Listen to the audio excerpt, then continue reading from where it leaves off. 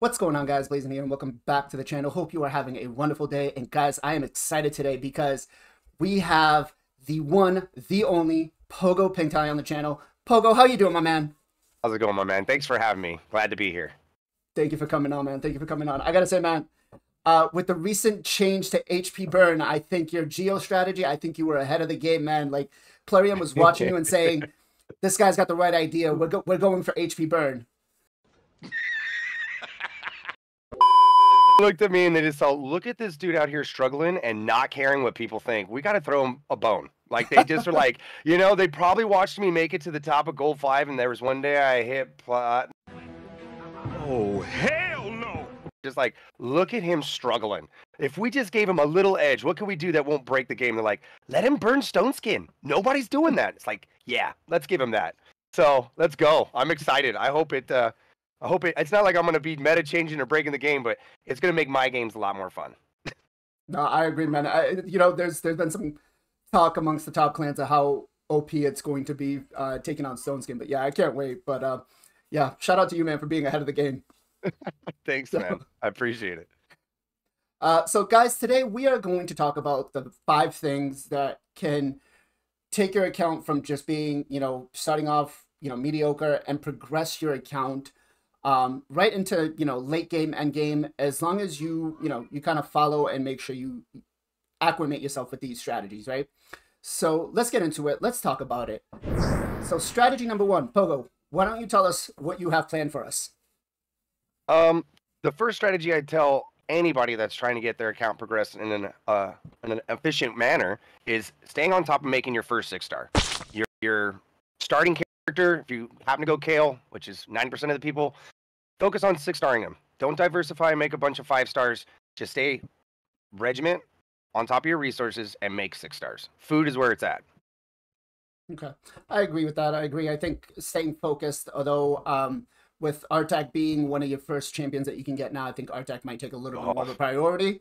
That is definitely, I forget that man is around. You're right. You are right. But yes, I do think, getting your first 6-star, getting them as quick as possible is one of those first strategies needed to, make sure your account stays on track. Strategy number 2 is actually something I've been using, doing a lot of the referral accounts for people, and it is actually going to be stones. Soul stones provide just so much more benefit to your champion. We didn't have these when I first started playing, so it was very difficult. We were dependent on gear, we were dependent on having the right type of champions, but depending on the type of blessing you pick on a champion, it could make a rare champion into a epic, or an epic into a legendary status. What do you think? You agree, disagree? Totally agree. Being able to take a starter champ like a Kale, getting a 3-star blessing on him can definitely turn him into like an epic. That's a great point. I agree with you completely on that one. Yeah, especially, with Phantom Touch, getting that extra damage, it makes it easier for him to solo things, even if it's like a 4-star or 3-star. I think it's one of those things that Plarium should probably kind of look at and say, hey, if you're pulling your first champion, let's give you a 3-star or 4-star blessing with them to help you progress a little faster. And strategy number 3, Pogo, you're gonna take the lead on this one. What do you got? Well, it kind of leads in from the mindset of creating your 6-star is just keeping a healthy mindset. Early game, a lot of times people will get a lucky pull or have a character like you said, Artak, and they go instantly to comparing that.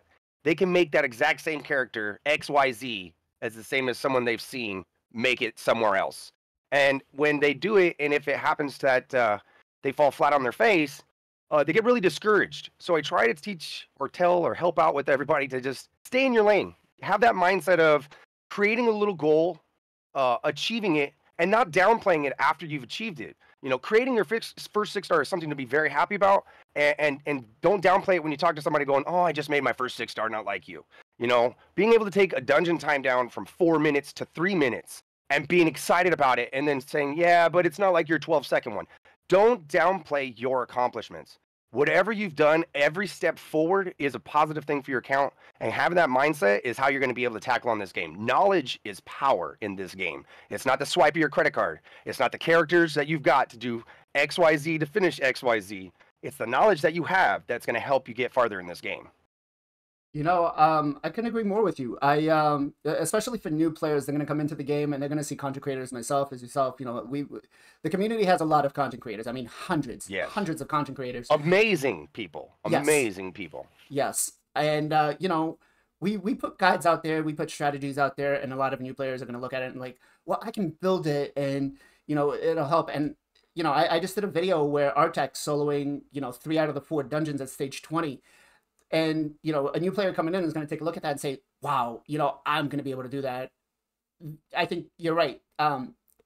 Staying in your lane is one of those things, like basically understanding, listen, my account has been here for 3.5 years. Your account's been here for a couple of days, a couple of months. So knowing how to differentiate yourself from that and knowing how to properly and strategically, you know, progress that account or that champion for that level. I agree with that. I think that's a great point. Strategy number 4 is actually the Forge. Guys, I can't tell you how huge the Forge is. I mean, the sets that you can get out of there can be so huge, so account changing. I mean, you got Perception, you got Lethal, you have, there's just so many. Even, you know, Defiant, Bolster, so account changing, right? And if you get the right type of pieces, even if it's a 4-star, even if it's a 5-star and it rolls the right way, you know, especially in the beginning, it can make your account progression much easier, much faster, right? So making sure that you utilize the Forge properly and making sure that, you know, you even if you just do your faction wars, which the first 5 or 6 stages, or if you can only beat Doom Tower, the first couple of bosses, still farming them, still getting that is a great resource. It does pay off even in silver, right? I think it's like 3x the amount of money or the amount of silver you put into it is what you get back if you just sell the gear. So what do you think, Pogo? Very true. I think the Forge is very underutilized early and like mid-game until people really see the value of it, of being able to do amazing points for CVC and being able to create gear, like you were saying, at 4-star. I think that gets overlooked because people hear how, you know, it's only worth keeping 5 and 6-star when you get to that point. But if you're not at that point, make that 4-star, put them on your accounts. You can be able to edge and get an extra minute on a dungeon. Another great accomplishment and something to be proud of. Yeah. Strategy number 5 is actually going to be kind of, I think, where we both disagree a little bit here. And it's going to be shard management. I am one for YOLO everything, and I know you've started this campaign of save it all, right? Hashtag save your shards, baby. Hashtag save your shards. And there's benefits to both strategies, right? When you're early game, it's good to try to pull and YOLO what you have to try to see maybe if you can get some luck and get something good.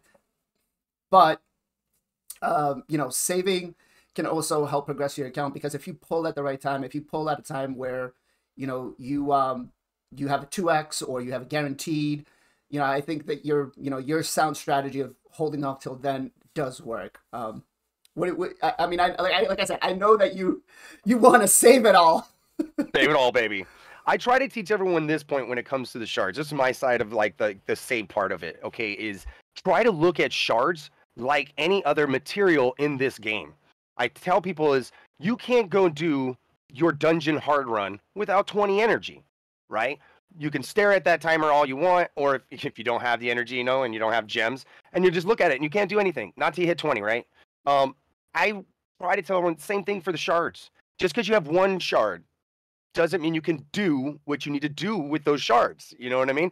Get to a plateau, whatever that may be for you, and then go for it. Be it, like you said, a 2 times. If you're at a stage where you might be able to start saving up for a guaranteed, that's for me, the bigger plateau of all of that. A buy one, get one, maybe if you're close to Mercy, but then there's your side of the fence on that one, where if you're early enough and you don't have anything besides your starter character or nowadays Artek, yep. It's like, yeah, there's a very good argument to be said to YOLO real quick, just so you can have something to build. But I still am just going to say hashtag save your shards.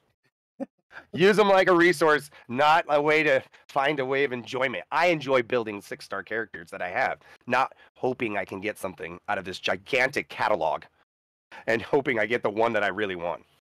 Yeah, no, I mean, Raid's got over 700 champions or something like that. Right? They're approaching 800, man. That's a lot. That's a lot.